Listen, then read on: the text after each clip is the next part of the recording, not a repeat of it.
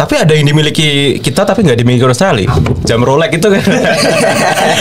Atau malah Kluivert ikut main gitu. Join ya. Ya, mungkin dikit kok nggak gol-gol gitu kan. Menurut Anda sendiri gitu, pembinaan di Indonesia ini apa yang kurang atau apa yang perlu dibenahi sampai saat ini? Pembinaan untuk dia tuh sebenarnya mau jadi apa sih kedepannya tuh Benar. masih kurang gitu loh. Iya. Pemainnya mungkin ada yang merokok kemudian Iya, ikut ikutan latihan. disiplin juga ya. Nah seperti itu mas. Tapi kalau misalkan dari bawahnya aja kurang dan tidak diperhatikan pemerintah itu kan nanti jadi kurang gitu. Bahkan ada yang bilang wasit kan harus terlatih untuk kabur gitu. Bukan untuk melawan tapi untuk kabur gitu. Pernah mendengar fenomena kanjuruhan?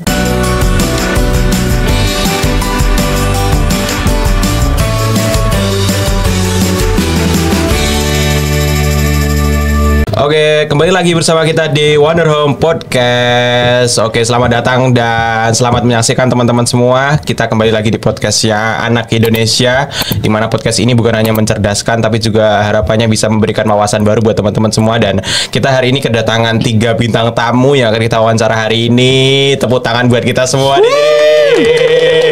Oke, gue perkenalin satu-satu. Yang pertama di sini ada teman gue, namanya siapa Mas? Halo semuanya, nama saya Bung Ik. Bung Ik. Iya, Bung Ik. Bung Iya. Ik. Bung Ik ya. Lucu ya namanya Bung Ik gitu ya. Emang saya orangnya lucu. Ada filosofinya nggak, Bung? Filosofinya itu emang dari dasarnya udah dikasih nama sama orang tua saya. Jadi emang itu penuh dengan doa. Masya Allah. Katanya sempat ganti nama ya kata. Dulu sih, namanya awalnya sih Bung Kik katanya namanya. bukan bungkik, bungkuk, tapi bungkik. Lucu ya.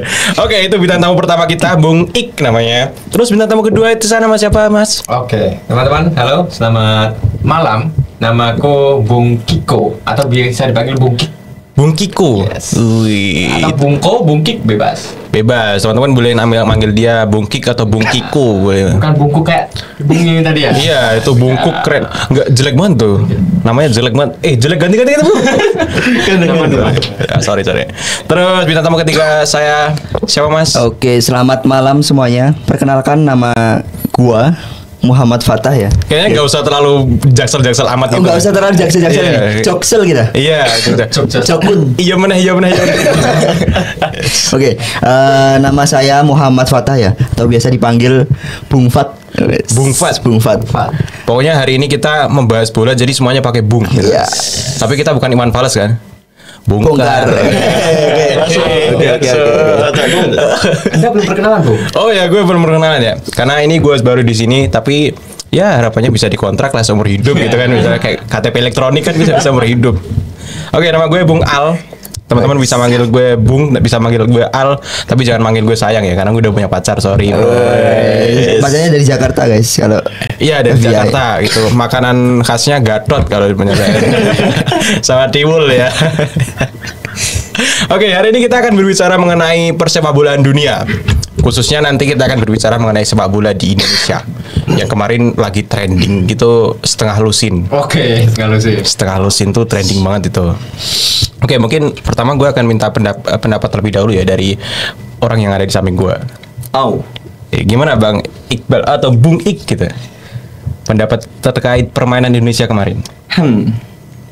Menurut saya sendiri ya, melihat dari permainan yang sudah dimunculkan di Indonesia, ya memang saya tidak berekspektasi tinggi sih. Karena melihat musuh yang kemarin saja itu kan targetnya kan juara Piala Dunia ya. Iya. Sedangkan dari Indonesia hanya masuk saja. Masuk round 4 itu Iya. target? Iya, masuk ke Piala Dunianya. Berarti nggak target Piala Dunia? Masuk target Piala Dunia tetapi nggak juara Piala Dunia sesuai dengan lolos. ya lolos Piala Dunia maksudku. Oke, berarti Jadi sudah beda target itu. Oh, Jadi oke. saya tidak berekspektasi tinggi untuk bisa menang di laga itu. Berarti secara gak langsung Bung Ik ini mengatakan kalau Indonesia lolos round 4 aja udah target bagus itu. Ya itu. Itu hasil yang bagus ya? Hasil yang bagus. Oke, itu pendapat yang bagus tuh. Tapi subjektivitas lah. Kita pindahin pendapat lagi oleh Bung Kiko. Oke. Gimana pendapatnya terkait permainan Indonesia kemarin? Simpel aja sih. Kayak awalnya tuh orang-orang pada mengagung-agungkan apa yang diagungkan. Benar. Kita lihat aja dari permainan. Iya. Itu sangat jauh. Kalau kita bandingkan sempat kita bangga-banggakan kita hampir setara dengan Australia. Benar. Apaan sama Australia kebantai kan? Benar. Tapi ada yang dimiliki kita tapi nggak dimiliki Australia. Jam Rolex itu kan. Main Australia nggak dapet itu. Jadi ya, mungkin kalau dari segi komposisi pemain bisa dikatakan market value-nya oke. Iya, sama market value. Hampir mirip ya sama Australia. Dan ya kalau sama Jepang udah jauh lah ya. Jepang tuh udah kelasnya beda banget tuh. Iya, udah Eropa ya, udah. Eropa gitu. Kalau di milik Indonesia itu ya mungkin market value-nya oke. Tapi chemistry-nya sangat enggak. Chemistry ya? Ya. Ada yang dari lokal mungkin ya gaya bermainnya lokal masih ada. Yeah. Terus ada yang udah kelas Eropa, Bangja itu udah jelas kelas Eropa. Cuman yang lain tuh belum pada bisa menyesuaikan gitu untuk gaya mainnya Indonesia. Dan gaya mainnya Kluivert yang sekarang seperti apa? Itu kan pada akhirnya juga ternyata nggak beda jauh sama Sintayong. Iya, benar. Formasinya ternyata masih sama ya dipakai gitu loh. Kukira akan memang benar total football. Atau malah Kluivert ikut main gitu. Join deh. Ya, mungkin dikit ya kok nggak gol-gol. Mungkin aku mengira seperti itu. Ternyata akhirnya cuma sama kayak Sintayong. Oke, berarti itu nggak ada, menurut lu nggak ada perbedaan signifikan gitu kan antara pelatih sebelumnya dan pelatih sekarang gitu. Cuman perbedaan komposisi pemainnya aja. Oke, itu subjektivitas lagi itu kan. Tadi Bung Ik menyoroti tentang target, ekspektasi. Lalu Bung Kiko mengatakan tentang chemistry dan gaya main. Sekarang kita tanya buat bintang tamu kita yang ketiga, Bung Fat. Oke, sebelumnya assalamualaikum warahmatullahi wabarakatuh. Waalaikumsalam warahmatullahi wabarakatuh. Ya, kalau kita berbicara mengenai Jepang ya, di mana Jepang ini sudah memiliki target 100 tahun ke depan untuk menjadi juara Piala Dunia gitu. Iya, benar. Dan juga di setiap lini atau di setiap jenjang usia, di mana tim profesional di sana diharuskan sudah memiliki akademi usia. Oh, turnamen usia. Iya. Dari mulai bawah sampai mungkin remaja ya. Dan juga di sana kan ada akademi yang di sekolah, tahu Mas. Nah, yang diikuti oleh ribuan sekolahan siswa SMA gitu. Dan kita tahu itu juga menjadi lumbung pemain gitu. Dan bahkan setengah skuad Japan saat ini itu berasal dari itu gitu. Dihuni dari anak-anak dari itu. Anak akademi dan juga ada yang di luar gitu kan. Dan kalau kita menyorot pertandingan kemarin ya, kita lihat lini belakang, lini tengah dan lini depan tuh tidak kongruen, tidak saling support itu. Dan tidak fluent lah. Tidak fluent. Kita lihat jarak antar lini sangat jauh gitu Mas. Iya, benar. Jadi ini mainnya sebenarnya mau langsung bola ke depan atau tiki taka. Kalau tiki taka Jepang press sangat bagus. Kalau kita mau main umpan kita yang kurang gitu, umpan lambung gitu. Nah, jadi itu sih Mas, dan udah beda aja gitu loh. Oke, itu sebelum kita masuk ke ranah permainan ya, tapi tadi Bung Fat menyinggung tentang pembinaan gitu. Tapi menurut Anda sendiri gitu, pembinaan di Indonesia ini apa yang kurang atau apa yang perlu dibenahi sampai saat ini? Oke, kalau menurut saya nih ya, mungkin nanti bisa berpendapat yang lain juga. Iya. Di mana liga di Indonesia, mungkin kalau Liga 1 oke, Liga 2 isih oke. Iya, masih oke. Liga 3 4-nya brutal semua. Ada yang tawuran, ada yang ini kalau kalah nggak mau menerima lah. Mungkin dari attitude dulu ya. Dan juga pembinaan untuk dia tuh sebenarnya mau jadi apa sih kedepannya tuh masih kurang gitu loh. Dari kalau menjadi atlet ya seharusnya pola makannya seperti ini, terus latihannya seperti ini. Tapi kan tidak gitu loh. Kalau mungkin untuk Liga 1 oke lah. Liga kita nggak tahu Liga 3, Liga 4 yang pemainnya mungkin ada yang merokok kemudian ikut latihan juga. Nah, seperti itu Mas. Oke, itu tadi menyinggung tentang itu ya. Tapi gue pengen nyorot satu hal gitu Bung Ik, terkait dengan pembinaan. Itu kan tadi Bung Fat menyinggung tentang karakter ya, cara nggak langsung karakter gitu. Tapi kan sebelum kita bermain sepak bola harusnya sudah tahu karakter kita masing-masing gitu kan. Apakah itu berpengaruh atau terpengaruh dari pendidikan Indonesia sendiri gitu? Kalau dari daerah saya sendiri ya Bung, melihat anak-anak sekolah yang sepak bola itu yang ada di lapangan-lapangan desa. Kalau di desa saya sendiri itu sepertinya kayak lebih kualitasnya lebih kurang daripada melihat kualitas-kualitas yang ada di sudah tingkatnya internasional, sudah tingkatnya di nasional. Kalau di desa-desa itu masih kurangnya pelatih, kurangnya pendidikan. Soalnya mainnya cuman monoton dan belum ada peningkatan yang signifikan dari yang saya lihat sendiri di desa-desa seperti itu. Jadi kalau misalkan dari desa pun sudah bisa bagus, otomatis kan nanti naik juga akan bagus, ada peningkatan kembali. Tapi kalau misalkan dari bawahnya aja kurang dan tidak diperhatikan pemerintah, itu kan nanti jadi kurang gitu. Oke, berarti perlu ada pembinaan terlebih dahulu. Ya, gitu dari bawah. Oke, pembinaan dari bawah. Ada yang menarik di sini, pembinaan dari bawah gitu kan. Tadi Bung Fat menyinggung tentang pendidikan karakter juga atau attitude. Tapi yang bikin menarik di sini, kenapa attitude ini bisa menyangkut paut dengan sepak bola, Bung Kiko? Oke, attitude ya. Kita sebut aja yang sekarang baru marak-maraknya Ballon d'Or. Iya, Ballon d'Or. Wih, kita udah menyinggung Ballon d'Or. Iya, gimana? Kita sebutnya Vinicius Junior. Vinicius Junior. Wih, itu idola saya tuh. Anda jangan yang idola saya. Tapi sorry banget. Iya, gimana? Dia kalah karena attitude. Iya, benar. Oke. Dia kan kalah dan kalah sama Rodri kan. Ada banyak yang nggak terima, protes sana sini. Ya. Kalau dari segi attitude ya mungkin berbeda sama Rodri. Kenapa lah itu Rodri menang? Nah itulah kenapa attitude dalam sepak bola itu penting. Terus yang kedua, attitude juga sangat penting. Kita ambil contoh di Liga 3, 4, bahkan Liga 2 itu masih ada yang baku hantam sama wasit. Oh itu. Sering lah kita tonton ya. Meresahkan Liga 1 bahkan itu masih ada ya terkadang ya. Yang mungkin nggak setuju ya, memang wasitnya kontroversial. Terus ada satu pemain yang langsung nggak terima, tonjok wasit atau bahkan mengejar wasit. Bahkan ada yang bilang wasit kan harus terlatih untuk kabur gitu. Bukan untuk melawan tapi untuk kabur gitu.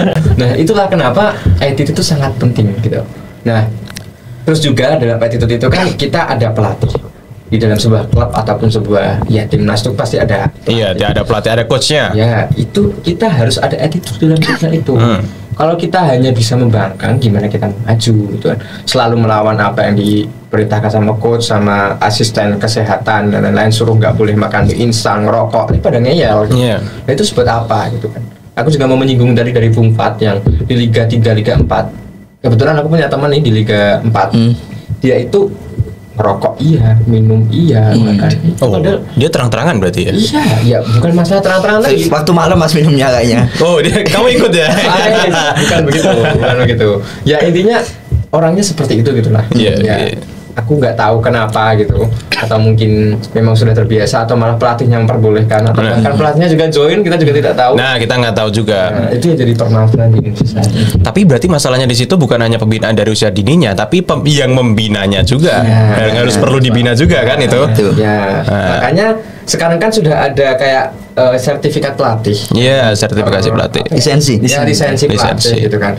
Banyak banget pelatih dari Liga 2, 3, 4 yang lisensinya masih abal-abal, ada yang dipalsukan lah dan lain sebagainya. Bahkan kita lihat di Liga 1 pelatih lokal cuma ada berapa yang masih jadi pelatih. Iya, benar. Rata-rata dari luar semua. Rata-rata masih mengandalkan pelatih luar ya. Seharusnya ada pembinaan tersendiri buat pelatih timnas Indonesia ya. Oke, sekarang gue pengen fokus ke timnas terlebih dahulu nih. Kita pengen bahas terkait permainan kemarin. 2 permainan terakhir kemarin yang menghadapi Australia, kita dihujat lah. Pertandingan pertama Patrick Kluivert ya, itu dihujat habis-habisan karena harapannya ekspektasi mereka bisa melampaui Sintayong, tapi pertandingan pertama langsung dibantai oleh Australia. Pertandingan kedua melawan Bahrain kita bisa menang ternyata. Itu ya ekspektasi kita memang menang di situ gitu kan. Terus di pertandingan ketiga lawan China di GBK juga itu kita bisa menang. Tapi lawan Jepang ini kan sebagian besar kita udah tahu nih kalau Jepang ini levelnya udah di atas kita gitu kan. Jauh. Tapi kenapa masih ada kekecewaan yang malah justru kayak terkesan ada yang nyebutnya ini fans FOMO gitu. Gimana Mas Bung Fatah gimana? Mungkin ya dari para supporter yang memang mungkin bisa disebut FOMO itu ya. Mereka mungkin saya tidak tahu gitu loh kalau misal Jepang tuh sebenarnya udah samalah sama Eropa negara-negara Eropa gitu loh, yang sangat berkembang pesat. Dan kalau yang namanya supporter kan pasti menginginkan hasil yang terbaik gitu bagi timnya. Mungkin itu yang membuat kekecewaan dari para supporter gitu loh. Dan juga banyak kan fans-fans yang FOMO itu ketika kalah ya terus dia nggak mendukung lagi, terus malah menghujat gitu kan. Nah itu sebenarnya harus kita hindari hal yang seperti itu gitu. Tapi itu menarik sekali. kenapa ini malah justru menjadikan kritik itu sebagai hujatan gitu kan? Yang tadi disinggung kita tentang pembinaan tentang attitude dari pemain-pemain liga lokal. Tapi apakah yang jadi pertanyaan, supporter kita itu juga perlu dibina, Bung I? Iya, benar itu. Jangan-jangan bukan hanya pemain tapi supporter juga perlu dibina nih. Sangat perlu. Sangat perlu. Ya, kenapa? Sangat perlu. Karena melihat dari fenomena yang telah terjadi ya. Pernah mendengar fenomena Kanjuruhan? Oke. Kan pernah lagi itu. Oh, itu udah menjadi hal yang diketahui secara umum ya. Iya. Cap buruk sama. Iya. persepak bolaan Indonesia. Nah, itu melihat dari sisi itu pun juga para supporter kenapa bisa terjadi seperti itu, padahal dalam pertandingan kan menang dan kalah itu hal yang wajar ya, hal yang harus ada di dalam pertandingan. Kalau nggak menang ya kalah, kalau nggak kalah ya menang. Ada seri. Oh iya, kalau Agak pusing ya, pusing. Mungkin minum dulu, mungkin. Ya antara tiga itulah, kalah, menang, seri. Kalaupun menang ya alhamdulillah, kalau kalah ya kita perbaiki lagi untuk pertandingan selanjutnya. Bukan berarti kita terus rendah diri, kemudian kita dengarkan hujatan, kemudian tidak meningkatkan diri untuk fokus ke pertandingan selanjutnya. Oke, artinya apapun hasilnya ya harus siap gitu ya. Harus siap. Dan itu yang harus disosialisasikan kepada supporter kita ya, terutama supporter timnas gitu kan yang lagi booming-boomingnya gitulah. Oke, itu terkait timnas Indonesia nih. Sekarang gue pengen tanya satu hal terkait naturalisasi. Ini kan yang jadi polemik dari dulu sampai sekarang, naturalisasi dan sebagainya. Bahkan ada yang membedakan antara lokal dan naturalisasi, itu kan. Yang jadi pertanyaan sekarang, apakah komentar dari orang-orang atau pengamat sepak bola yang mengatakan bahwa Indonesia ini nggak akan kemana-mana kalau cuma mengadakan naturalisasi, apakah itu benar? Gue pengen tanya ke Bung King terlebih dahulu. Oke, kalau konteksnya ya, sebenarnya nih dari sebutan naturalisasi itu kadang aku sempat berpikir kenapa harus naturalisasi gitu. Terus kadang juga aku berpikir oh ternyata memang dibutuhkan naturalisasi gitu. Kita ambil contoh mungkin kebanyakan ada yang bisa kita bilang pemain naturalisasi itu juga kayak FOMO gitu loh, pengen dinaturalisasi ke Indonesia gitu. Kayak ya yang akhir-akhir ini udah pada tahu Indonesia lolos kualifikasi Piala Dunia, terus langsung pada pengen dinaturalisasi. Yang awalnya, sorry nih, aku sebut Emil. Ayahnya, bapaknya kan awalnya nggak menyetujui, sangat terang-terangan tuh. El menanggung ngomongan ayah tuh. Belum lama Indonesia lolos, tiba-tiba dia minta dinaturalisasi. Dipercepat itu. Ini kenapa gitu kan? Itu kan sangat aneh. Gitu. Terus ada lagi yang pemain naturalisasi yang kalau kita bandingkan dengan standar pemain kelas lain kayak di Thailand, kita sebutnya Thailand oke. Ini mungkin masih menduduki nomor 1 di Asia, nggak tahu ya karena belum berjumpa lagi dengan Indonesia gitu. Itu pun ya mungkin hampir sekelasnya mungkin sama atau bahkan di bawahnya gitu. Ada beberapa nama kayak mungkin sekarang kurang menit bermain kan ada banyak tuh Nathan Joao. Nathan itu bagus ya awalnya, tapi sekarang nggak digunain. Ada yang terpengaruh karena ceweknya Indonesia, apalah itulah. Terus ada siapa lagi tuh, banyak banget yang drop tuh setelah masuk timnas, bahkan dihujat. Terus di klubnya jadi nggak dapat menit bermain. Benar. Gabung timnas itu juga ada. Nah sebenarnya tuh dari PSSI dulu ya, aku pengen bingungkan dan aku pengen tanyakan sebenarnya itu fungsi naturalisasi itu untuk apa? Apakah untuk mengejar target jarak dekat untuk lolos kualifikasi Piala Dunia, atau untuk memotivasi main lokal, atau mau mencari nama gitu. Kan banyak tuh ya, kita jadi banyak fans FOMO terutama perempuan yang pada suka. Wah itu yang cogan-cogan gitu. Nathan, ayo Nathan. Nathan dulu sangat diidolakan Nathan, terus sekarang nggak pernah dapat menit bermain, nggak tahu tuh kemana fans yang sekarang fans Nathan udah ganti ke fans Ole Romoni yang senang Ole ya. Kalau ada yang membangga-banggakan juga kan Ole kemarin 3 pertandingan itu ngegolin semua. Bahkan di Jepang ngegolin di besok, nyatanya 0 shot kan benar. Itu 0 shot ya. Dan nggak bisa menembus pertahanan Jepang yang kemarin disayangkan. Nah itu sebenarnya tuh yang sangat disayangkan tuh kenapa pada mengagung-agungkan gitu. Benar. Itu Pak Erik kalau nonton ya tolong bisa dijawab pertanyaan ini ya. Tapi semoga bisa jadi perhatian lah buat pemerintah juga. Ya kita sebagai masyarakat pasti mendukung, tapi kita juga bisa menyuarakan hak. Karena ini kan negara demokrasi juga. Oke, gue tertarik satu poin tadi. Naturalisasi. Kalau menurut Bung Pak, setuju nggak ada naturalisasi? Sebelum kita masuk ke naturalisasi ya, kalau naturalisasi kan warga negara yang bukan Indonesia pindah ke Indonesia gitu. Oke, ini bisa diluruskan ya. Oke. Sebenarnya seperti itu gitu loh. Dan kalau kita bicara naturalisasi dari zaman dahulu pun masih ada gitu loh naturalisasi. Udah ada. Alberto Gonçalves. Iya, Alberto Gonçalves juga. Lili Pali, Gonzales juga. Itu sebenarnya yang bukan tidak memiliki darah Indonesia. Dia karena sudah lama tinggal di Indonesia karena aturan yang memperbolehkan, jadi dia naturalisasi gitu. Dan kalau kita lihat yang pemain sekarang itu mungkin tidak disebut naturalisasi, tapi memilih kewarganegaraan gitu loh. Oke. Kan berarti secara nggak langsung mereka tuh sebenarnya warga Indonesia, tapi bisa memilih antara kewarganegaraan mana dan mana. Nah, tergantung darahnya. Gitu. Ya, betul. Dan karena apa ya, stigma dari dulu kalau bukan mukanya nggak Jawa, mukanya nggak Indonesia, mukanya bukan Arhan, berarti kan nggak Jawa gitu, nggak Indonesia gitu. Nah, mungkin itu ya stigma yang dibangun dari zaman dulu itu terbawa ke zaman sekarang gitu, stigma negatifnya gitu. Dan ya itu sih. Dan kalau tadi tentang pembinaan ya Mas, yang kenapa kok pemain Indonesia itu kurang gitu daripada pemain yang lain, dan sebenarnya target PSS ini apa sih untuk naturalisasi gitu? Iya benar. Apa itu ya? Kalau kita lihat di futsal ya, dunia futsal atau badminton, kenapa Indonesia bisa lebih maju dan unggul, Mas?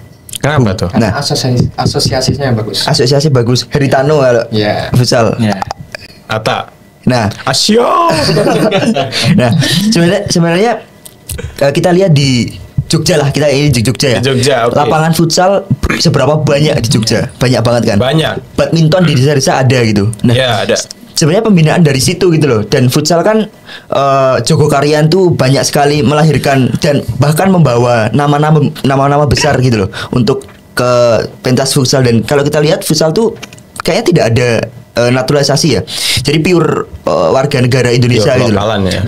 Pure lokal dan lokal dan menjadi bagus gitu loh Indonesia. Dan mungkin itu sih yang perlu ditingkatkan di Indonesia gitu, fasilitas ya, terutama. Iya, terkait naturalisasi masa ada pro dan kontra ya. Ada yang pro terkait naturalisasi, tapi juga ada yang kontra banget terkait naturalisasi ini.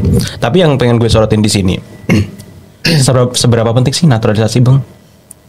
Kalau menurut gue ya, Bung. Iya. Kalau menurut gue sih ya sebenarnya penting-penting saja, tetapi jangan mengenyampingkan dari pemain-pemain yang lokal gitu loh. Kalau fokusnya ke naturalisasi saja ya nanti pemain-pemain lokal tidak punya ruang untuk masuk ke dalam pemain inti. Oke, ini menarik nih, menarik. Jadi kalau kita fokusnya cuman ke naturalisasi saja, kemudian kita memberikan ruang dari pemain-pemain dari luar masuk ke Indonesia, itu seperti halnya kita dijajah dari pemain-pemain Inggris, dijajah lagi. Padahal dulu kita susah-susah loh, para simbah-simbah kita itu kan mengusir para penjajah dari Belanda, dari Inggris. Tapi kenapa dari naturalisasi ini ingin dari pemain-pemain Inggris, Belanda itu masuk ke Indonesia? Padahal di Indonesia pun sebenarnya kalau dibina dari awal itu baik tadi bagus terkait dengan fasilitasnya juga, khususnya sepak bola dari lapangannya yang standar, sekalian dibuat standar aja dari bawah gitu. Jadi dari desa-desa itu disediakan 1 lapangan atau 2 lapangan biar untuk berlatih agar terbiasa di kancah-kancah nasional ataupun internasional gitu. Jadi nanti dari bawah sudah terbiasa sehingga pembinaan-pembinaan dari awal pun juga sama dengan di nasional dan internasional. Oke, berarti ada pembinaan dari bawah ya. Iya. Kembali lagi ke awal tadi kita pembahasannya. Oke, ini menarik banget dari Bung Iqbal tadi. Berarti Bung Iqbal berada di poin sebenarnya penting, tapi kalau ada alasan tersendiri. Iya. Terkait naturalisasi. Ini menarik dan pembahasan kita tidak akan berhenti di sini. Tapi kita juga akan membahas hal lain. Kita sekarang masuk ke poin pelatih Patrick Kluivert. El Bintang Laut. Iya, El Bintang Laut. Ini menarik sekali untuk dibahas. Satu pertandingan awal dibantai oleh Australia. 4-1. 4-1. Iya, 4-1 ya? 4-5 ya? 4. Lupa saya. Lupa, tapi itu lebih daripada 3 lah. Iya, dibantai. Menang lawan Bahrain, menang lawan China. 5, Mas. Tapi dibantai 5. Tapi dibantai kembali lawan Jepang. Apa yang salah dari taktik Patrick Kluivert dari Bung Ik sebelum dulu? Kalau dari saya melihat di pertandingan yang awal. Iya. Yang berapa itu ya? Kalah berapa ya? 5-1 tadi. 5-1 ya. Ya sama Australia kan? Iya. Ya 5-1 ya. Nah, itu kan Patrick Kluivert itu kan sedang mencoba taktik yang baru ya kalau nggak salah ya. Iya, Berapa itu menggunakan 4 back ya. Iya, 4 back. Kemudian tengahnya itu ada berapa? Ada Nathan, si Tom Hai sama sampingnya ada Kevin Dix. Kalau dari taktik itu sebenarnya kan dari eranya Sintayong sama Patrick Kluivert itu kan ini memang sekarang memang tidak jauh beda, tetapi dari awal-awal itu kan Patrick Kluivert kan ingin mencoba hal yang baru. Iya. Tapi tidak melihat transisi dari pemain yang memang perlu adanya transisi yang lama, karena kan itu dari eranya Sintayong terus habis itu Patrick Kluivert masuk cepet. Iya cepet kan. Nah itu kan seharusnya harus ada transisi yang lama dulu. Jadi kita harus memang benar-benar membenahi apa yang salah dari Sintayong, kemudian untuk menghadapi pertandingan-pertandingan, bukan mencoba hal yang baru yang tidak diketahui sama pemain itu. Jadi kalau misalkan pemain itu dicobakan taktik yang baru tanpa melihat eranya Sintayong ini ya sama aja, nanti juga kembali lagi dari awal gitu, melahirkan dari awal taktik yang memang benar-benar cocok itu seperti apa. Skema baru. Iya. Tapi saya pengen garis bawahi di sini.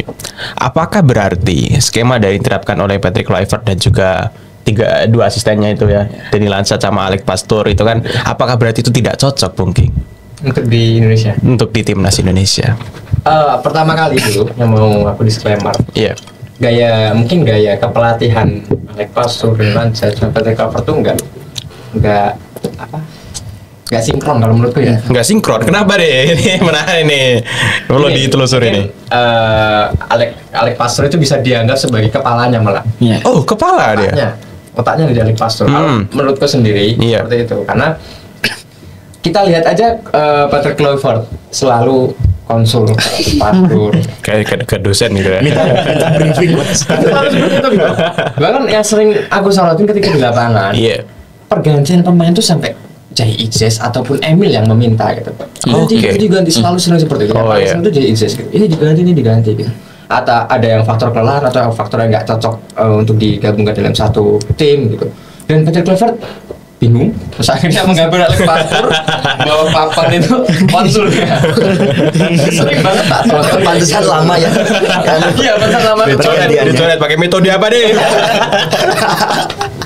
Ya itu, yang aku bingungkan tuh sebenarnya fungsi Patrick Kluivert tuh apa? Ini aku bingungkan. Sempat ya, mungkin sering kali lewat di FYP Pico kayak sebenarnya itu Patrick Kluivert cuma buat menarik para naturalisasi yang datang. Iya, gitu. Katanya seperti itu katanya. Gitu kan. Terus ya akhirnya tetap semua dipasarkan di Alex Pastoor gitu. Dan aku lihat juga asisten yang lain kayak di bidang yang kesehatan yang badannya keker tuh siapa namanya lupa aku. Jacob siapa ya? Jacob itu katanya bagus. Pak Jacob itu lulusan UNY dia. Ya intinya ada talent scout juga kan itu yang belum lama itu. Saya mentah-mata. Nah, ya sekarang baru itu. Ya yang mungkin digadang-gadang oke gitu kan, tapi belum terasa sampai sekarang. Belum terasa oke apa enggaknya gitu kan. Terus ketika di latihan juga strateginya Alex Pastoor yang selalu menulis gitu. Nah, kalau pada akhirnya cuman Alex Pastoor yang sebagai head coach, nggak perlu ada Patrick Kluivert gitu loh. Sayang uangnya kalau menurut saya untuk menggaji. Kita hitung mungkin kalau mungkin STY masih terlalu mahal sih menurut dia. Pricing untuk harganya, tapi tiga pelatih itu Patrick Kluivert, Danny Lansat dan Alex Pastoor itu kalau pada akhirnya mending dibuang aja tuh Patrick Kluivert lebih worth it. Kejam. Sorry ya, bintang laut ya. Ini aku nggak suka aja.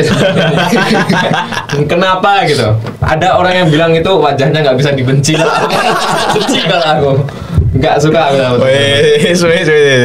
Yang dari awal tuh sudah ada wawancara katanya mau total football lah inilah, terus dia kalau ngomong di media itu memang oke sih. Belum lama itu katanya untuk pemain lokal itu kalau memang mainnya bagus akan kami sediakan gitu.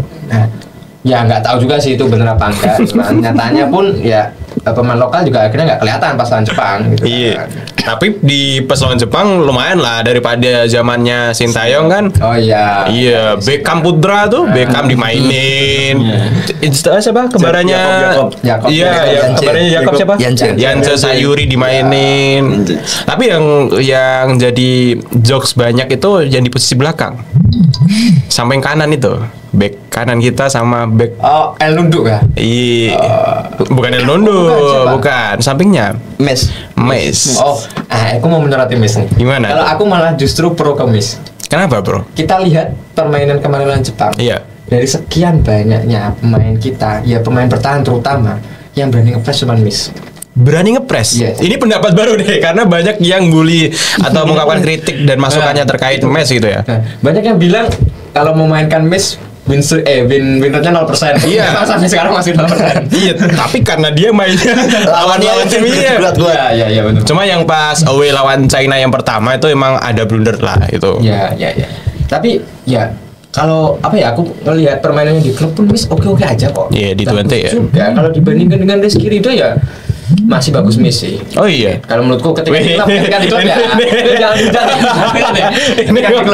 klub. Mohon maaf fans Rizky Ridho saya enggak ya. Kita lihat aja Rizky Ridho di Persija bakal se-impact itu. Iya, memang benar, dia tapi mendapatkan benar. nominasi gol terbaik. Iya. Oke, tapi secara konsisten masih Mes menurutku kalau di klub. Tapi kalau memang di timnas karena Mes jarang dapat menit bermain ya di timnas ya. Dan lebih banyaknya Rizky Ridho yang memang udah ada chemistry itu sama si trio J.I.C. sama Justin Hubner. Iya, kalau kita berbicara chemistry emang 3 back ini sudah kayaknya udah pakemnya gitu ya. Walaupun Mes ini most expensive player lah di Indonesia, paling mahal gitulah di Indonesia karena dia memang main di salah satu tim besar di Belanda. Tapi yang pengen gue sorotin tadi itu kan terkait Mes dulu. Kita singkirkan dulu terkait Mes ini. Kita nanti bahas lagi Mes. Masih tentang kepelatihan. Taktik STJ dengan taktik Patrick Kluivert. Apakah ada perbedaan signifikan, Bung Fan? Oke. Kalau menurut saya untuk Sintayong ini sebenarnya dia tuh bagus. Tapi apa? Tapi dia tuh sangat kaku dengan aturannya sendiri gitu. Sangat kaku. Kemarin ada laga apa saya lupa ya. Pokoknya ada pemain yang tidak disiplin, dia tidak dimasukkan dalam coret dari squad gitu. Padahal itu sebenarnya bagus gitu. Kalau di Patrick Kluivert ini dan rekan-rekan pelatih yang lain, menurut saya sangat terbuka gitu. Dengan lebih diberi kesempatan sangat terbuka dengan pemain yang ada gitu. Jadi nggak Arhan aja, nggak Asnawi aja gitu. Maksudnya ya pemain yang memang posisinya bagus di setiap lini itu sangat dipertimbangkan dengan baik gitu loh. Kalau yang zaman sekarang menurut saya kayak gitu. Lo main bagus, lo main. Seperti itu. Lumayan bagus. Main bagus. Kan kemarin yang Beckham itu main pas lawan Cina lumayan dia masuk babak kedua. Terus kemarin lawan Jepang dia baru jadi starter tapi ya kan. Iya. Ya karena kan lawan Jepang, Bro. Lawannya Endo, Bro. Kubo, Bro. Bro. Tapi itu beda ya. Susunan pemain sama yang awal kita gitu. Beda. Awal dulu. Iya, ini beda. sebenarnya lebih bukan ke pemain inti ya, tapi kok mereka mainnya ngotot ya. Kubo ya kita lihat ya, nggak mau kalah sama Kamada. Mereka lawan Australia pakai lapis 2 atau 3 gitu. Kubo aja mereka berapa itu lawan Australia itu baru masuk. Kubo, Bro. Dari awal, Bro. Iya. Dari awal asis 3 gol 1. Wah. Kubo ngotak-atik Ferland Mendy, Bro. Tim gua diotak-atik, Bro. Kan memang Mendy. Tapi kan Lamine Yamal nggak bisa masuk. Sudah, itu jangan nanti dibahas itu. Oke, gue pengen bahas satu kambing yang dikambing hitamkan, Mes dan juga Kevin Dix yang baru main berapa menit di babak pertama langsung diganti. Itu terkait Mes dan juga Kevin Dix gimana? Oke, kalau Mes ya, saya setuju dengan pendapat Bung. Oh, malah afirmasi. Gini, sebenarnya Mes tuh di klub dia memang mainnya agresif. Iya. Dia pertandingan lebih tinggi gitu. Press terus. Press gitu. Dan sedangkan di Indonesia kayaknya dia baru beradaptasi dan juga di klubnya kan kalau nggak salah hanya dua center back ya. Iya. Kalau di Indonesia kan 3. Iya, mainnya 4 back langsung dia. Nah, 4 back langsung kan di sana. Indonesia kan 3 center back, full backnya ada 2 gitu. Yeah. Jadi itu faktor yang membuat Mes ini kayaknya kurang bisa beradaptasi dengan baik gitu. Berarti dia nggak cocok dong di 3 back skemanya. Mungkin saja tidak cocok atau ya nggak nggak fluent tadi itu kembali di awal tadi gitu. Sama sama pick yang lain kayak gitu. Dan kalau Kevin Dix saya rasa kalau kemarin lawan Cina dia hampir ngegolin ya Mas ya. Iya hampir. Umpannya Beckham bro. Kevin Dix tuh oke, bagus sebenarnya. Cuman ya kalau di sepak bola ada keberuntungan Dewi Fortuna. Mungkin Indonesia belum. Ya? Bukan Dewi Fortuna. Beda. Ada Ronambon di sini. Lanjut. Apa tadi? Dewi. Ya itulah pasti walaupun bagus permainannya tapi kalau secara tim itu kan kita butuh chemistry juga gitu. Butuh keberuntungan juga. Tapi yang pengen gue sorotin di sini ini kan 3 back ini udah pakem. Udah nggak bisa dirubah katanya, nggak bisa diotak-atik. Rido, Jay, sama Hapner. Gitu. Tapi ketika dimasukin Jay, seakan-akan kayak ketika menyerang di serangan balik Indonesia nggak ada back sama sekali. Malah justru tinggal 2, Jay sama Hapner. Tapi ketika Rido main, ada Rido di situ. Gimana menurut lu? Ridho Mas. Oh ini Ridho. Saya ketawa Mas. Mas Ridho mau main ya? Jujur ya. Sebenarnya tuh. Iya jujur jangan bohong. Sebenarnya tuh saya nggak lihat.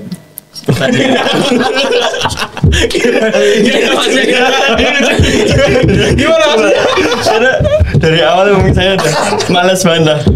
Karena memang dari awal saya kalau supporter lain itu beranggapan pasti ini lebih baik dari eranya Sintayong. Pasti menang lawan Jepang ya 1-0 2-0. Tapi saya udah beranggapan paling 4 ke atas lah golnya. Jadi saya udah membayangkan. Jadi saya udah nggak kaget kalau misalkan kalah 6-0. Tapi kalau melihat dari susunan yang Bung Al tadi sampaikan ya memang mungkin kalau dari back yang kita punya punya itu memang kayak gayanya itu masih berbeda-beda gitu loh. Beda-beda, iya. Maksudnya dari siapa tadi? Hapner yang keras. Terus Rido, ada Mes juga tadi. Nah, Jay, kapten. Ya, semua yang dimiliki Indonesia tuh menurutku belum semuanya sinkron dari satu pemikiran untuk apakah menyerang atau bertahan. Belum bisa ini namanya offset trap dari chemistry lagi. Belum bisa. Soalnya gaya bertanya mereka berbeda-beda. Iya, berbeda-beda. Betul. Gitu. Tapi untuk kedepannya nih, Bung King, yang perlu dirubah itu antara Mes atau ketiga back ini, ataukah Mes yang harus menyesuaikan dengan permainan ketiga back ini? Kalau menurutku jangan bergantungan dengan 3 back itu terus. Iya. Ya kita ambil contoh aja, Rido kemarin cedera. Langsung kita jadi bingung ya mau ngapain. Aduh apa si 0 Winner main gitu, pemain kayak gitu. Padahal nggak salah juga gitu. Dan gaya bermain mereka tuh kan beda-beda ya. Jadi itu gaya bermain yang kalau di dalam game PES itu ada gaya bermain sendiri. Terus Miss itu gaya bermain yang condong ke depan, high defense line. Destroyer, perusak. Destroyer itu Justin Hapner, sama PES itu perusak. Itu terus kalau Miss itu gaya bermain pembangun serangan yang dia ikut maju ya, bukan penyuplai tapi ikut maju. Itu Miss itu kan berbeda-beda ya mungkin dalam sebuah strategi itu ada yang bisa saling melengkapi. Semisal nih Miss ketika maju ke depan, Jay dan Hapner bisa cover dong posisinya Miss, bukan malah dikosongkan. Begitu juga sebaliknya gitu kan, intinya saling mengcover. Dan ketika mainkan Rizky Ridho itu selalu di belakang dia. Yang kayak nunggu ya. Angkornya, dia jadi angkornya di situ. Ya mungkin itulah kenapa ketika counter attack si trio itu lebih kuat. Karena Ridho itu ya nggak terlalu ke maju ke depan gitu. Iya sih, dia lebih nunggu ke belakang ya. Sedangkan Mes itu lebih ke ball playing defender. Dia lebih bisa mengumpan ke depan. Kalau Jay itu ya dia yang mengatur ritme tempo. Iya, pemimpinnya di situ Jay. Ya, tandemnya dia mau Hapner sama Mes atau Hapner sama Ridho itu ya diklopkan sama dia gitu. Jay itu yang itu. Terus kalau aku lihat juga sebenarnya kan Mes itu kan agak high defensive line ya. Mungkin untuk dilatih offset trap itu Mes yang paling oke. Ya Miss, karena dia itu kalau aku lihat gaya bermainnya ketika terkena counter attack ataupun ketika diserang, dia tuh selalu melihat posisi temannya. Kayak posisi temanku di mana gitu. Itu kan sebenarnya sebagai sebuah potensi kalau mengerjakan offset trap, tapi enggak banget. Maksudnya nggak gaya mainnya banget Jay sama Hapner sama Rido. Mereka tuh selalu ya di posisi itu, nggak melihat temannya di mana biar menjadi satu garis gini, biar offset lah dan sebagainya lah, itu kan berbeda. Nah itulah kenapa mungkin nggak pas ketika ditandemkan. Nah, saranku aja jangan tergantung ketiga back itu. Maksudnya kalau semisal mereka ada si 3 back itu selalu dia diprioritaskan, tapi jangan seperti itu terus gitu loh. Cobalah rotasi gitu kan. Variasi ya. Hapner pun kan nggak konsisten juga. Iya, kadang bagus banget. Dekat sama cewek ini. Kita nggak masuk ke ranah itu. Bis juga baru dekat sama nggak ada. Iya. Ya itulah ini ya. Itu nggak tahu kenapa kok berpengaruh gitu loh. Ya, terus akhir-akhir ini udah kembali ke top performance, terus Jesse Hapner yang bermain kasar tapi malah disupport sama supporternya gitu. Kadang ada yang kalau pemain lokal main kasar dihujat misalnya. Marcelino itu kalau kita lihat ya banyak megang bola dihujat. Gitu. Terus Beckham kemarin baru nge-up didukung terus, dipuji-puji, terus main Jepang nggak kelihatan dihujat langsung dihujat. Itu mental pemainnya gimana gitu loh. Benar sih. Nah terus ya sebenarnya tuh kenapa supporter Indonesia tuh nggak belajar dari kesalahan.